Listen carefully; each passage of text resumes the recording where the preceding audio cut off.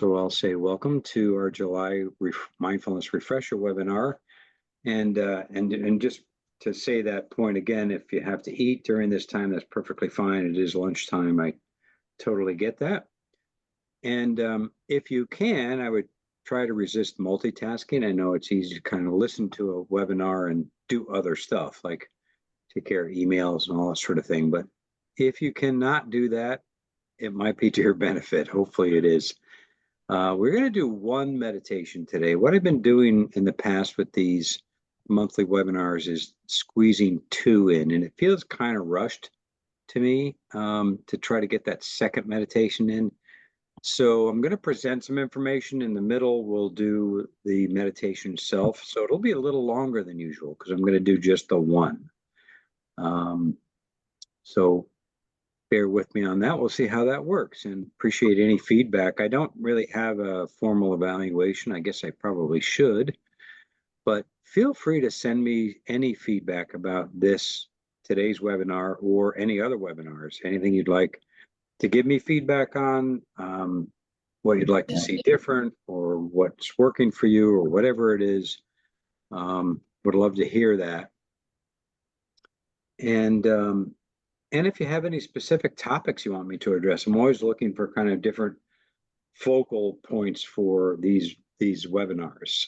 So let me also tell you that today's webinar, as well as any of these other ones, qualify if you participate in Know Your Numbers and you want to do the personal choice activities. Taking one of the webinars, this included, gives you $100 in personal choice activities credits. And I think you can do up to two. And so I'm also starting a class tomorrow called Relax, Focus, De-Stress, and Connect. It's a 4-week class on Thursdays from 12 to 12:50. And those individual classes also qualify for that. You can find that on LMS. And if you have any questions, just let me know. So let's begin. Let's get into the topic today, which is self-compassion, as you can see. And I put the EFR information here. I don't have any specific slides on EFR. So the phone number is there and the web address is there if you wanted to get more information on the program. I will send the slides later so you can get all this information. I'll try to send it out to everybody.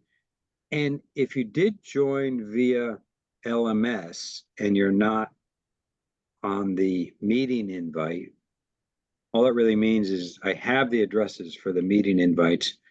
Let me know for sure if you want to get the slides, and I'll make sure you get those. I send them out later today. All right, so let's start with a quick pause. And today's pause is 3 breaths for a pause. So all you really have to do is just sit comfortably. You could be standing for this. You could actually be doing this on the go, but just settle into wherever you are, however you are. And we're going to just take a nice full deep breath. And all I want you to do for this first breath is pay attention to the breath itself. So in through the nose, out through the nose or the mouth, and just feel this breath, this one breath, mindfully. Now, our second breath, we're going to feel into the body. So breathing in, feel the body as it's sitting. And just pay attention to the body itself and just notice, how is the body right now? Quickly scanning through and just noticing how things feel in the body. You might notice a little tension or tightness, or you might notice some relaxation starting or some ease, whatever it is. There's no right or wrong. Just notice what's going on in the body and maybe asking yourself, what does the body need? Now, the third breath is breathing in again fully and mindfully. This time, focus on yourself and see if you can bring a sense of self-kindness to this pause. Being kind to yourself, giving yourself what you need, maybe noticing during the second breath of the body check-in, maybe you need to do something. Maybe you need to stretch. Maybe you need to move. Maybe you need to take care of the body in some way. So in a kind way. So the third breath is about self-kindness. And that's it.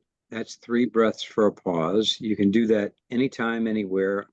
It's just a quick, easy pause practice. So, and these pause practices are a good example of informal practices. Now, if you were to extend it into a sitting meditation, for example, I would call that a more formal practice. So formal practice simply means you're taking time, 5 to 12, 15 minutes or so to meditate.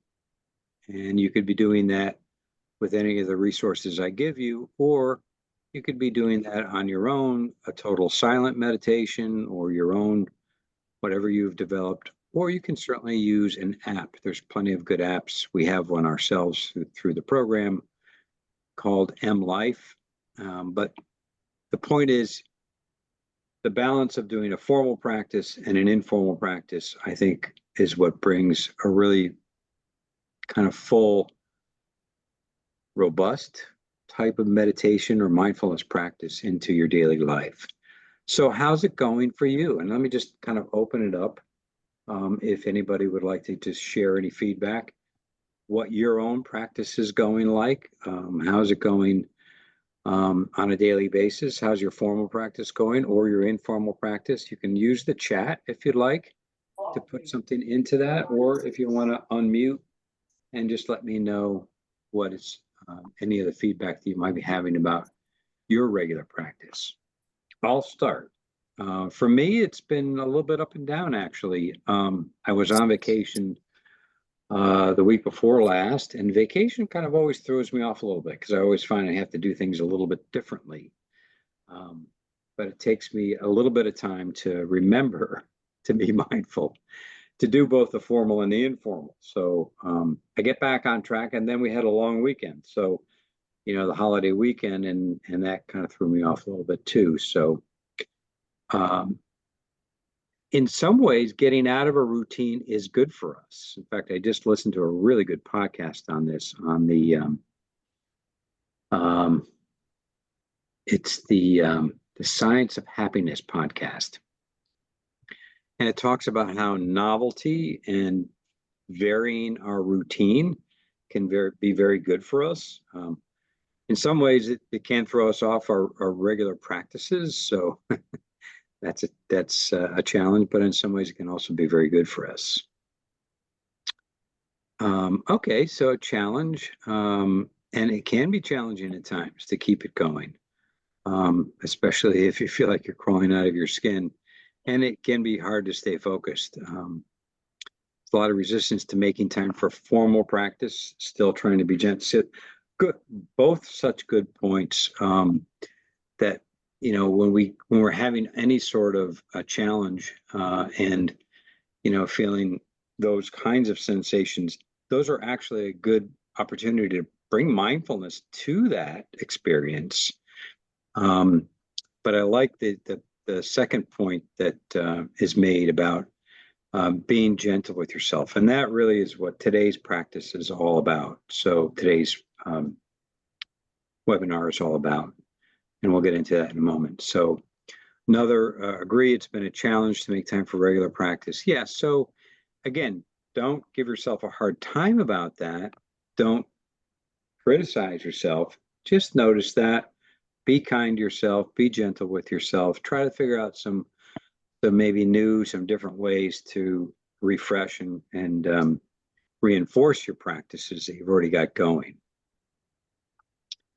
That's why I kind of bring this up, because if we sort of see that we all struggle with this from time to time, including myself.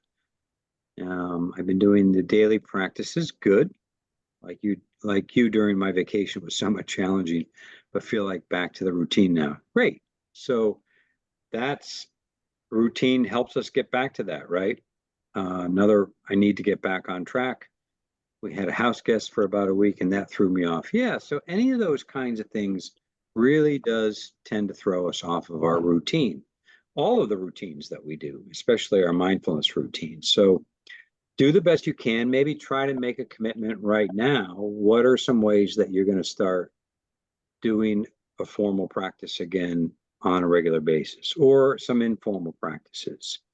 And maybe today's webinar is a way to continue doing that.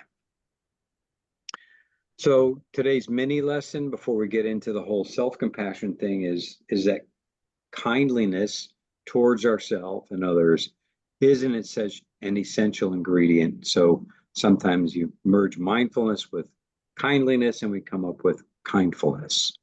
And you can think of it that way.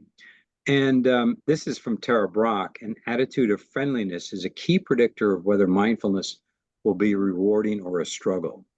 To get an idea of how mindfulness will work for you, reflect on how you generally treat yourself, especially when you're anxious or stressed. This opens the door to how you can nurture your attitude of friendliness. I think partly what I take out of this is that when we're kinder to ourselves, when we get off track, somebody said, gently trying to get back on track. That's a better formula for getting back on track, for getting our practice going again. If we're self-critical and that inner critic easily comes up, which, hey, it does for us. And that's why we're doing today's focus on self-compassion. That's really just an indicator. Those thoughts and feelings that come up sometimes where we kind of beat ourselves up is really just that sort of routine, conditioned response that we may have. Because sometimes, let's face it, we kind of have the belief that we need to, be hard on ourselves to achieve and get things done. Mindfulness, I think, is different. Mindfulness is more helpful or impactful when we don't do that. It works better when we're kind to ourselves. Hence the whole thing about self-compassion. So what is self-compassion? Give you a little bit of information on this. Treating yourself like your best friend. So if you think about maybe a struggle you're going through, think about some stressor or something that is difficult. Could be, at work or at home or whatever. And think about some of the messages that you give yourself about that. Do you give yourself the same kind of message that you would give to your best friend or to a loved one? Or do you kind of get down on yourself and you find yourself saying critical things and kind of like in a way to kind of motivate you, but it's not very nice. You wouldn't say that to your best friend. So kind of looking at our self-talk when we're going through those kinds of struggles is the mindful part, being aware of that. If we're not aware of it, we can't change it. So the mindfully being aware of it is such a key ingredient. And the research, this is a quote from Emma Seppala, who's actually from Connecticut. She's got some great stuff, but she has talked a lot about Kristen Neff's research, and I'll talk about her definition of self-compassion. But she says that Neff's research suggests that replacing self-esteem with self-compassion may have far superior implications for our mental health and well-being. So in other words, we've kind of been raised to feel that self-esteem is a way to feel good about ourselves, and it's really important. And yes, it is, but it can backfire on us. And if something goes wrong and we are getting, feedback from ourselves or from others, that we can be our own worst enemy. Self-compassion and self-kindness, however, have better outcomes for mental health and well-being. And that's borne out in the research. I love this quote. So this kind of a different way of saying it, making space for ourselves, giving ourselves permission to let go of self-judgment for a few minutes and approach our need with more compassion. Research shows that when we practice self-compassion, we're less likely to feel anxious and stressed, and more likely to feel happy and resilient. This can regulate our heart rate, reduce inflammation, and even improve sleep. That's from Alex L., a breathwork coach. So, good way to kind of summarize it. And so these are from Kristen Neff's work. So there's three elements of self-compassion. The first is self-kindness, which we've kind of covered already. So just look for opportunities to be kind to yourself, as opposed to when you notice that inner critic rise up, just mindfully notice that, maybe acknowledge it. Don't push it away, but acknowledge it, and then give yourself the opportunity to say, what can I do that's kind to myself in the moment? The third, or rather the second component, is this idea of common humanity. So in other words, when we're in the midst of a really difficult challenge or struggle, we tend to get sort of myopic. We tend to get like really in a closed, critical system, right? And it's easy to think I'm the only one going through this. And it's easy to think that this is just me and it's really hard. And why is this happening to just me? Why does this always happen to me? Sometimes we say that to ourselves. Common humanity turns that around and helps us realize that, we all struggle. There isn't a human being on this planet who doesn't struggle. And very likely the struggles that you're going through, others are going through very similar struggles. So kind of opening up, getting the idea that we're not struggling alone. There are others who are struggling in some ways. And probably there are others who are going through much worse struggles. In fact, if you're going to look at some of the terrible things that some people are going through in our world. Mindfulness, I think, is the key. I think it's the key for a lot of things, like dealing with our stress, dealing with our difficult thoughts and emotions. But mindfulness is the key in the sense that, like I said before, we need that to be aware of those messages that we're sending ourselves. If we're not aware of them, we're going through and we're sending ourselves those critical messages, and that's probably why we're feeling lousy about ourselves. When we begin to notice it and we can begin to change our perspective and our relationship with it a little bit, that's when it really can help us begin to turn things around. So mindfulness, as we know, a non-judgmental, receptive mind state where we observe thoughts and feelings as they are. So any kind of mindfulness practice that incorporates a feeling of acceptance of what's going on in the body and acceptance of our thoughts and emotions without, that self-critical piece may come up, but then it gives us the opportunity to turn that around and be kinder to ourselves. I have a dog in the background. You may hear a little bit of barking, so apologize for that, but nothing I could do about the barking dog. And in the same way, I think about that. Nothing I could do about those self-critical thoughts that pop up. We just have to kind of let them be, and we can't always control them. But kindness to ourselves, not worrying about those kinds of things can really be helpful. So these are just two images that I include. I kind of like them. Don't beat yourself up, love yourself up. And then the bottom one you can see there, I love that image of the hands holding all the difficulties that we have, the hands, including lots of very supportive words, helpful, kind words to ourselves. So just a couple of images to reinforce the message. So this, a quote by Pema Chodron, meditation practice isn't about trying to throw ourselves away and become something better. It's about befriending who we already are. And this is one of the things I love about mindfulness practice. It's not assuming that there's something wrong with us. So even though mindfulness is used more and more in therapeutic practices to help people with things like anxiety and depression and other difficult emotions, for our own practices, it's really more about uncovering the goodness in ourselves and realizing that for ourselves and letting it kind of come forward.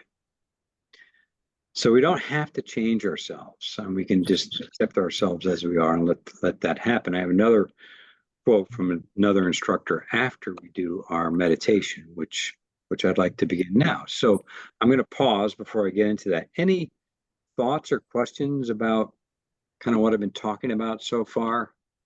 And again, I'm going to do a little longer meditation. Yes, somebody had something?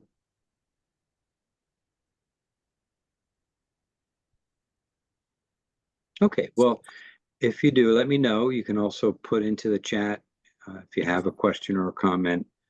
But let's begin the meditation. And again, I don't exactly know how long this will take. Let's see, so we've got time for close to 15 minutes. So I'm going to make this longer than usual. And again, we're just going to do the one meditation today.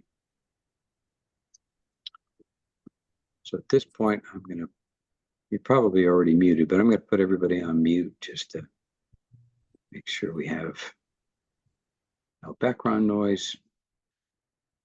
And start with the idea that, first of all, focusing on self-compassion might sound nice, and hopefully it sounds helpful and nice, but there's actually a lot of evidence to show that it works. It actually is helpful to our health and well-being. When you're kind to yourself, you're better able to achieve your goals. Many studies show that self-love, compassion, kindness really is the better way to go when we're trying to get things done and lead a happier life. So let's start with this. Let's just begin by sitting comfortably. And I want you to really take a moment to adjust your posture so that you're really being kind to your body. So that's the first step. Find a position that's really comfortable. So feel free to adjust in any way in your chair or however your body is in the moment, standing or laying down, whatever it is. Just really be kind to the body in its posture. And allow the body to begin to relax, to be comfortable. And as we go along, too, feel free to adjust. If you're beginning to feel some discomfort or whatever you don't have to sit perfectly still. If you want to adjust as we go through, please feel free to do that. All right, so allowing the body to come to a comfortable position so that you can be alert and at ease. Gently closing the eyes, or if you would prefer a soft, unfocused gaze, you want to be able to tune inward. We're kind of checking in with the internal weather. Maybe unpredictable and not always what we want, but we're going to just notice what's going on internally, and we're going to practice with kindness and to learn to reduce the strength of that inner critic. And that we can begin to develop a skill of being kind to ourselves. So let's take a few deep breaths. So filling the chest and lungs, lengthening the inhale, and slowly and evenly releasing, relaxing, letting go. Bringing relaxed attention to your eyes, around your brow,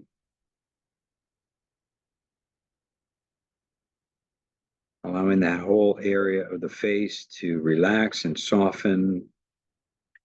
Let the jaw be unhinged and relaxed. Bring awareness to your neck and shoulders, allowing them to drop and relax.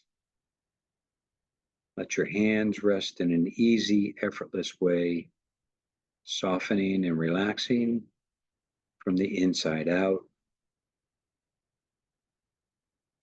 And just noticing any sensations, tingling, pulsing, warmth or cold, whatever you feel.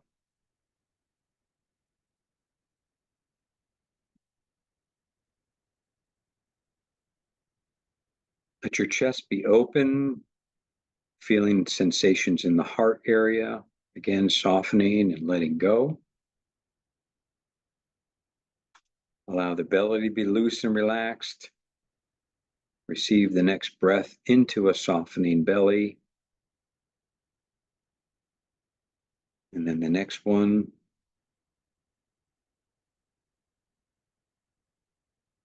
And again.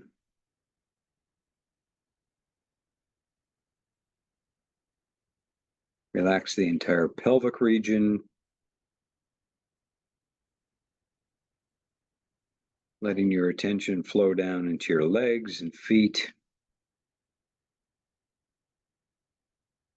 And being open to feeling your body all at once as a field of sensations.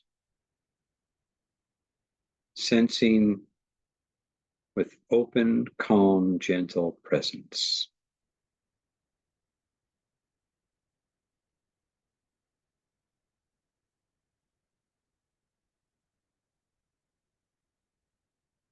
Now, amidst this field of sensation, noticing the breath as it moves in and out of the body. Just be aware of the cycle of your breathing for a few breaths.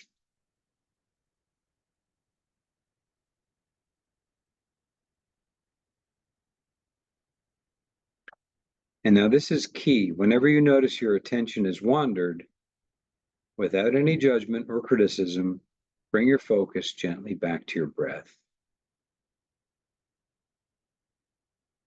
Each and every time that happens, if your mind wanders, that's perfectly okay.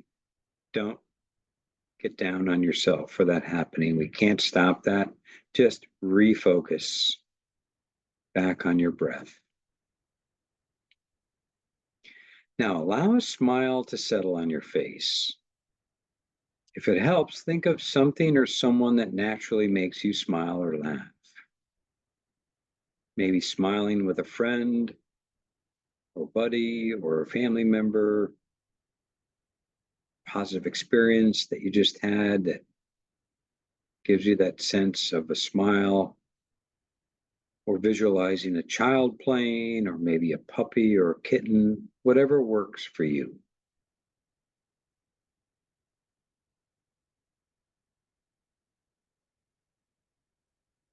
And feel your smile spread to the eyes, feeling the eyes and the skin soften, sensing the outer corners of the eyes uplifted by your smile. And sense the smile at your mouth, and sense the inside of the mouth and your cheeks smiling.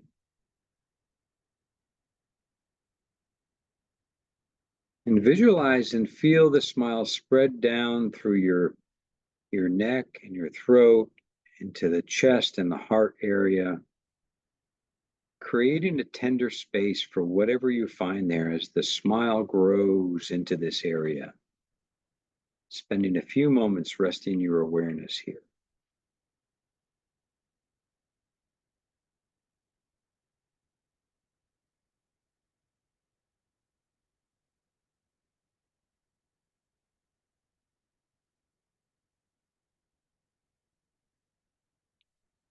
And now just let that sense of a smile, this self-kindness and friendliness spread throughout the whole body, just radiating out from the chest and the heart area.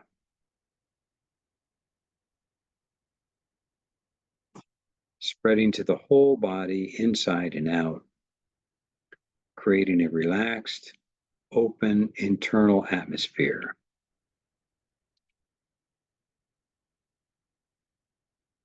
You can even imagine this smiling presence spreading outwards so that the whole space around you is filled with the warmth of a smile. And just rest in this receptive, smiling presence, this openness.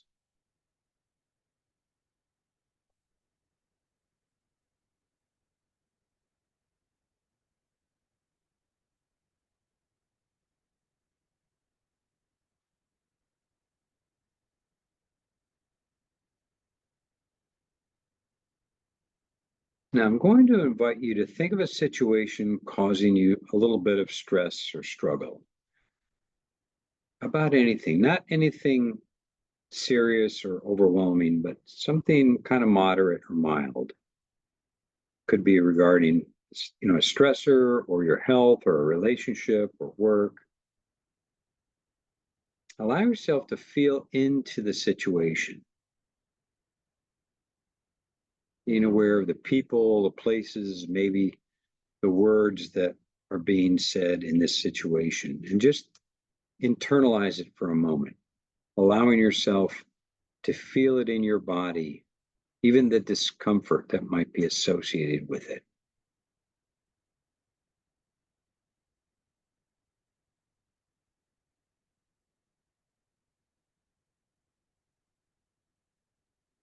So we're going to go through the three parts of self-compassion. The first part is simply recognize this is a moment of suffering. So validating the discomfort, maybe using language that works for you. Oh, this hurts, or this is tough, or even ouch, just to validate how you're feeling while you're experiencing it.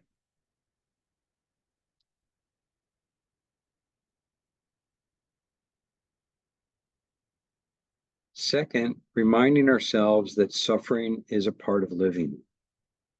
Everyone suffers. The circumstances differ, but as human beings, we all suffer. Suffering is a part of living.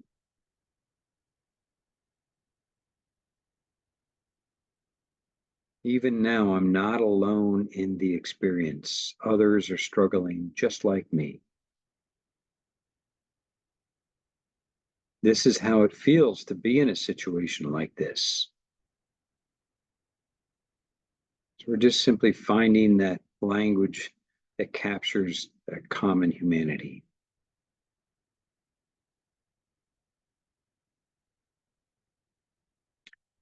And the third, reminding yourself of the situation, of the problem, who's involved, the images, the words, reminding how it feels, and maybe putting a hand over your heart or on some other part of the body as an expression of kindness, maybe putting the hands together or even hugging yourself.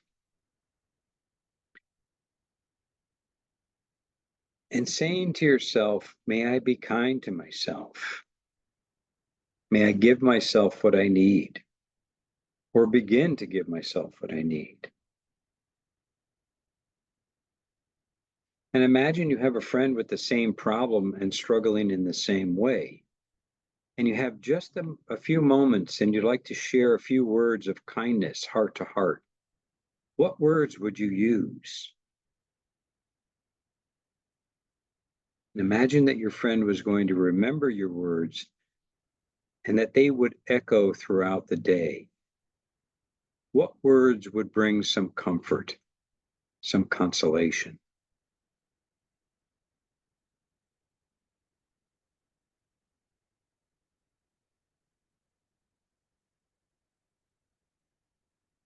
And now seeing if you can begin to offer yourself the very same words.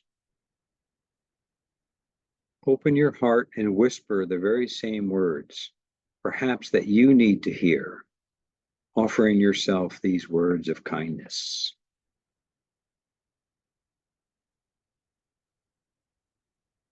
Or there may be other phrases such as, may I accept myself as I am?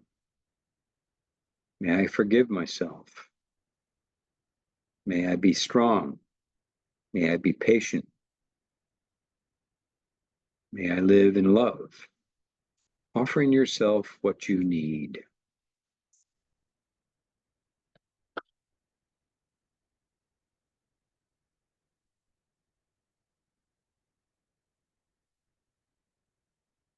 So now letting go of that part of the practice, just rest in this feeling of self-kindness for a moment.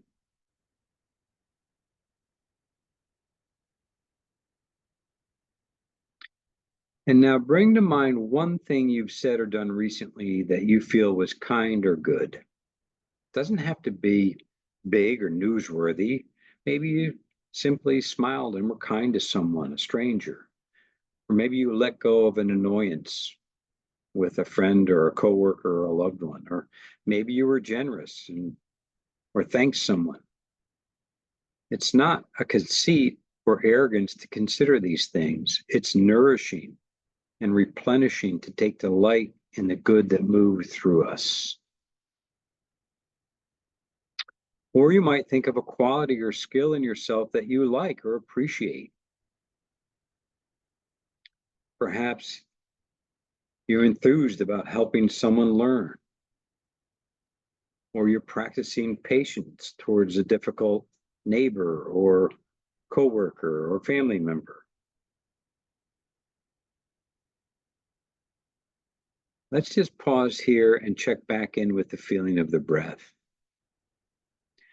And if you find yourself still a little bit caught up in self-criticism, turn your attention to the mere fact that you have an urge towards happiness and self-kindness. And there's kindness and beauty in that. And simply recall that all beings want to be happy.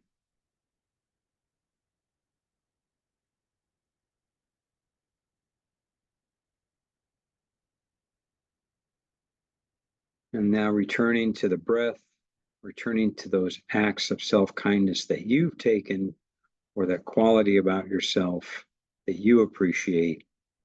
Let's just simply begin to finish the meditation by slowly breathing, feeling the cycle of our breath, feeling our body settling and relaxing in the chair.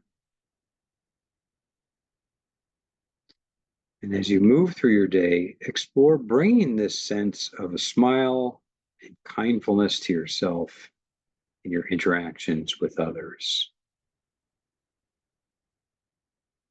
And when you're ready, we begin to slowly rise out of the meditation. Feel free to gradually open the eyes. And again, be kind to the body. You might want to move, stretch, or even stand up, or whatever is helpful. Have some water.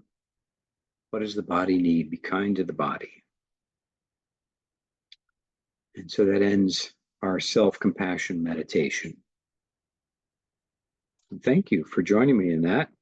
Hope you found it helpful. I'd love to hear what you thought about that. So if you want to put any comments into the chat, or you can speak up as well, I'd certainly appreciate that. Others may too. You don't have to, completely voluntary, but if you want to give me a little bit of feedback, always appreciate it. All right, so moving on and finishing, this is the other teacher that I wanted to reference, Susan Piver. She has her Open Heart Project. And as you can see, just some thoughts about her feelings of self-compassion. But before that, we go into a couple of comments. So thank you for those.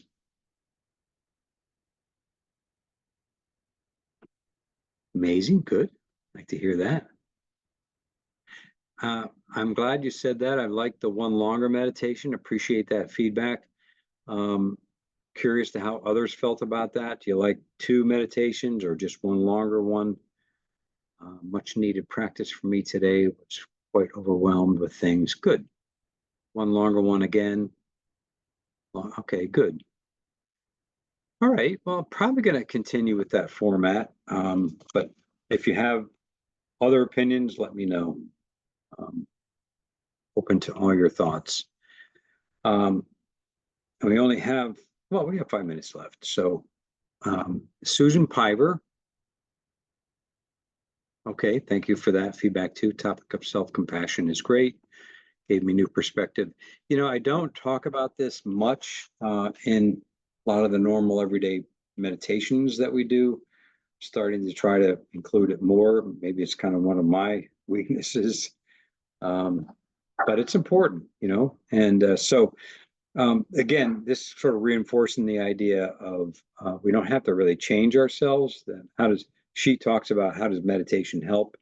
It helps better than anything I've seen. It turns it on its head. It doesn't start with the assumption that there's something wrong with us, that we need to change or fix something about us. It starts with the assumption that there's nothing wrong with us And that if you relax, you'll see that who you are is completely whole and worthy. So it dispenses with the self-aggression that arrives with the new year. I think she was kind of responding to New Year's resolutions. That brings this up when I want to fix, that there's something that I want to fix and that there's something wrong. So it's a different perspective, you know. Meditation supports you in what you can truly be, confident in right now in yourself, including all your brilliance, love that, and your difficulties, because they're there. They both coexist, right? So, well, it seems like most of you are saying that you like the longer meditation. Um, and I'm glad to hear you like the words for a friend. Yeah, I mean that's really key. You know, think of what you would say to a good friend. That's so important. This is kind of just a quick sort of quote that we find sometimes in a compassion, a loving kindness, compassion meditation. May you be better able to respond to stress, or in other words, may you be better able to cope and deal with life's ups and downs. May you be safe, healthy, and happy. May you live with ease. May you find purpose and meaning. So, just sort of a reminder of self-compassion and loving kindness messages that we should be sending ourselves all the time. There are some quick videos if you wanted to watch any more on this. As you can see, a couple by Kristen Neff, and there's one from a positive psychology site that I get a lot of good information from. Here are some other practices. These are all on YouTube. So if you want to go to YouTube and try some of these similar kinds of practices, or just different ways to try these as you go along. And again, some more links to begin to practice this more for yourself. This is the M Life app that if you don't already have, this is through our EFR program. It's free. You go to the website here, you scroll down the home page, and you'll see a block that says E-Mindful and M Life. That's the one that helped. That's where you go to register for the app. And, but anyway, so that's another resource that you can use. Don't forget about our phone meditations. We're still doing those. And that's it. So let me, oops, stop the share. And thank you all for joining me. And I'm going to stop the recording.